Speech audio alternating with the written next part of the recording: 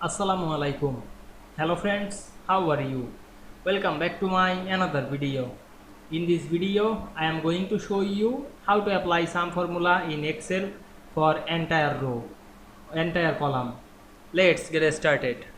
At first, you have to open your Excel workbook. Now we can see here a data sheet. Now we want to make the sum formula applying the row column. Select this multiple cell and go to the home menu.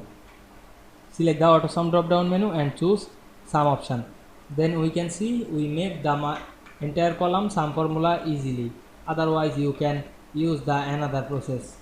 Delete this and write a formula. Write is equal to on our keyboard and write sum, SUM. Then start the first bracket and select the first column and write clone on our keyboard and select the second column. Then in the first bracket, then press enter. We can see we make the entire column sum. Now you want to make the all column sum. Select this plus icon and drag on our mouse. I hope you enjoyed my video. Please like, comment, share and subscribe my channel. Thanks for watching.